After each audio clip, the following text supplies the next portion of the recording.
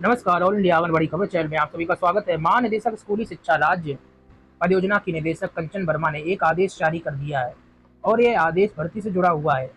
उत्तर प्रदेश में भले ही आंगनबाड़ी भर्ती को लेकर मेरिट लिस्ट जारी हो रही हो या फिर नहीं, लेकिन कहीं ना कहीं आपको बता दें, विभाग से संबंधित खबर तो निकलकर सामने आ ही रही है। दरअसल आपको बता दें, वैसे तो महानिदेशक बेसिक शिक्षा की है, लेकिन कहीं ना कहीं प्री प्राइमरी का जब से दर्जा मिला है, तब से आंगनबाड़ी केंद्रों से जुड़ी हुई भी महत्वपूर्ण खबरें इनके माध्यम से निकल रही हैं। महानिदेशक स्कूली शिक्षा राज्य परियोजना की निदेशक कंचन वर्मा ने राज्य के सभी बेसिक शिक्षा अधिकारियों को आंगनबाड़ी एजुकेटर भर्ती कराने के संबंध में दिशा निर्देश जारी कर दिए हैं। आंगनबाड़ी एजुकेटर भर्ती क्या है, कितना इसमें पैसा मिलेगा, कहाँ ये भर्तियाँ होंगी, सब कुछ हम बारीकी से जानेंगे। आगे बढ़ने से पहले चैनल को जो लोग सब्सक्राइब नहीं किया कर लें, नए लोग लाइक और शेयर करना मत भूलें। चलिए मामला क्या है वो समझते हैं। दरअसल आपको बता दें, को लोकेटेड आंगनबाड़ी केंद्र में की जाने वाली ये भर्ती संविदा के आधार पर होगी। लगातार यूपी में संविदा भर्ती ही संपन्न नहीं, जो राज्य वाली भर्तियां वो संपन्न नहीं हो पाती हैं समय से, संविदा भर्ती भी संपन्न नहीं हो पाती, लेकिन फिर भी आदेश आया है तो इस खबर को जानते हैं। महानिदेशक कंचन वर्मा ने कहा है कि प्रदेश के समस्त 75 जनपदों में 10,684 विद्यालयों के परिसर में चलने वाले आंगनबाड़ी केंद्र पर एक ECCE एजुकेटर की भर्ती की जाएगी और 1 वर्ष की अवधि पर रखे जाने वाले एजुकेटर को प्रति माह 10,313 रुपये दिए जाएंगे। तो कितनी संख्या है? 10,684 विद्यालय परिसर के लिए ये भर्तियां हैं। 10,313 रुपये मानदेय पर रखी जाएंगी। पद का नाम ECCE एजुकेटर आंगनबाड़ी केंद्र। पदों की संख्या 10,684। नियुक्ति का प्रकार संविदा होगा आउटसोर्सिंग के माध्यम से। संविदा भर्ती जो पहले होती थी वो डायरेक्ट विभाग के अधिकारियों के जरिए हो जाती थी, लेकिन अब क्या हो रहा है, जो संविदा भर्तियां हो रही है वो किसी थर्ड पार्टी के माध्यम से होती हैं, यानी कि आउटसोर्सिंग के माध्यम से।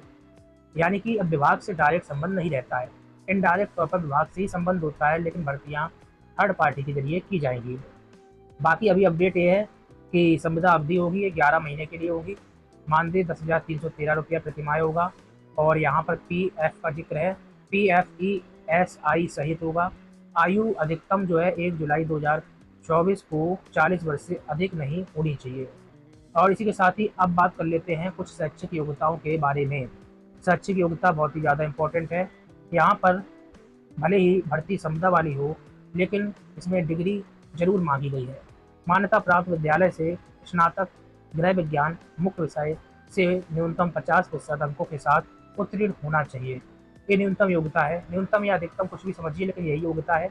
या फिर यहाँ पर एक ऑप्शन और आ रहा है, या फिर नर्सरी अध्यापक शिक्षा NTT CT नर्सरी DPSE का कम से कम 2 वर्ष की अवधि का डिप्लोमा या फिर समकक्ष योग्यता, जो कि राष्ट्रीय अध्यापक शिक्षा परिषद से मान लो।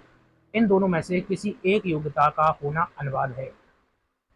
और जैसा कि हमने पहले बताया कि नियुक्ति का स्थान 75 जनपद यानी कि कहीं पर भी यूपी में होगा। टोटल 75 जनपदों के 10,684 विद्यालयों में जो को लोकेटेड हैं, उन विद्यालयों में नियुक्ति होंगी। अब सवाल आता है कार्यों को लेकर क्या कहा गया है। ECC एजुकेटर का कार्य और दायित्व क्या होंगे? 3 से 6 वर्ष के बच्चों को औपचारिक शिक्षा हेतु तैयार करना, आंगनबाड़ी कार्यकर्ताओं को बच्चों के भौतिक मानसिक सामाजिक विकास के लिए सहयोग प्रदान करना, 5 से 6 वर्ष के बच्चों पर विशेष ध्यान देते हुए निपुण भारत मिशन के अंतर्गत निर्धारित अधिगम स्तर की संप्राप्ति को सुनिश्चित करना, बच्चों के संज्ञानात्मक विकास हेतु रंग आकार ध्वनि वस्तु वातावरण यथा पेड़ पौधे पक्षी जानवरों आदि संबंधित गतिविधियों का प्रयोग करना, आंगनबाड़ी कर्मियों को बच्चों के साथ अन्य क्रियाकलाप जैसे कि नाटक पिकनिक क्षेत्र भ्रमण आदि कार्य की योजना बनाना, अभिभावकों के साथ मुख्यतः माताओं के साथ बैठक करते हुए जो है प्रगति जो बच्चे की होती है उस पर अवगत कराना। यानी कि अभी तक जितने काम होते थे वो आंगनबाड़ी कर्मियों को जिम्मे थोप दिए जाते थे, लेकिन अब सरकार समझ रही है कि आंगनबाड़ी कर्मियों को ज़्यादा काम नहीं दिया जा सकता और ज़्यादा काम देने पर भी जो है निर्वहन नहीं हो पाएगा। तो इसीलिए इस तरीके से जो है भर्ती सामने आई है। बच्चों के पृष्ठभूमि विकास आदि के इंडिकेटर से संबंधित चाइल्ड प्रोफाइल तैयार करना, उसके माध्यम से बच्चों के विकास के लक्ष्यों को प्राप्त करना। यहाँ पर बहुत बड़ी बड़ी बातें लिखी गई हैं, चूँकि जो है भर्ती ही इसीलिए हो रही है, तो इसलिए ये बातें बहुत ज़्यादा महत्वपूर्ण होगी। और ये आप पढ़ सकते हैं, देख सकते हैं स्क्रीन पर। शिक्षा विभाग द्वारा आयोजित विभिन्न बैठकों प्रशिक्षण आदि में समय समय पर प्रतिभाग करना होगा। ECC एजुकेटर विद्यालय के प्रधानाध्यापकों के नेतृत्वाधीन एवं उनके मार्गदर्शन में काम करेंगे। प्रधानाध्यापक का दायित्व होगा कि संबंधित कर्मी को ECCE से संबंधित कार्यों में लगाया जाए। आंगनबाड़ी केंद्रों में नामांकित बच्चों के साथ दिए गए कार्यों को करना संबंधित कर्मी द्वारा अनिवार्यता से किया जाएगा। इस बात को भी आपको याद रखना चाहिए। भाई अनुसर्वर जो होगा प्रधानाध्यापक करेंगे। अनुसर्वर का मतलब जो कार्रवाई हो रही है उसकी मॉनिटरिंग के तौर पर संबंधित कर्मी की कार्य अवधि विद्यालय समय सारणी के अनुसार निर्धारित की जाएगी। यानी कि जो विद्यालय खुलने का समय होगा, होने का समय होगा, उसी के अनुसार ये कार्य अवधि होगी।